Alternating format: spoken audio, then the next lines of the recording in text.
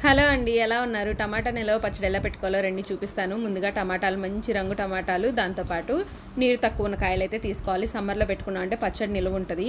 మిగతా రోజుల కన్నా సమ్మర్లో పెట్టుకున్న పచ్చళ్ళు ఏంటంటే తడి తగలకుండా ఉంటాయి కదా, అందుకని చెప్పేసి ఇంకా ఆ తర్వాత 1 కేజీ టమాటాలకు 1 గిద్ద ఉప్పు, 1 గిద్ద కారం, 100 గ్రాముల మామిడి అల్లం, 100 గ్రాముల మామూలు అల్లం, దాంతోపాటు 100 గ్రాముల చిన్నులపాయలు అయితే తీసుకున్నాను. టమాటాలను చిన్న చిన్న ముక్కలుగా కట్ చేసుకొని దాంట్లోనే ఇంక 100 గ్రాముల చింతపండు కూడా వేశాను. ఆ తర్వాత గిద్ద ఉప్పు అయితే వేసేసి పక్కన పెట్టేసుకోవాలి 1 గంట పాటు. ఆ తర్వాత 2 టేబుల్ స్పూన్ల ఆవాలు, 1 టేబుల్ స్పూన్ మెంతులు అయితే వేపుకొని పొడి చేసుకొని పక్కన పెట్టేసుకున్నాం అంటే టగటగా గ్రైండర్లో వేసేసుకోవచ్చు. ఇందాక అల్లం, వెల్లుల్లి, మామిడి అల్లం కూడా వేసిన తర్వాత టమాటా ముక్కలను గట్టిగా పిండేసి నీళ్లు లేకుండా చూసుకొని వేసిన తర్వాత నిదానంగా రుబ్బుకుంటూ నీళ్లు పోసుకుంటూ ఉండాలి. పచ్చడిని ఎంత బాగా రుబ్బితే అంత తిక్కగా వస్తుంది. ఈ పచ్చడి పచ్చి పచ్చడి అయినా కానీ చాలా రోజులు నిలువ ఉంటుందండి, సంవత్సరం పాటు నిలువ ఉంటుంది.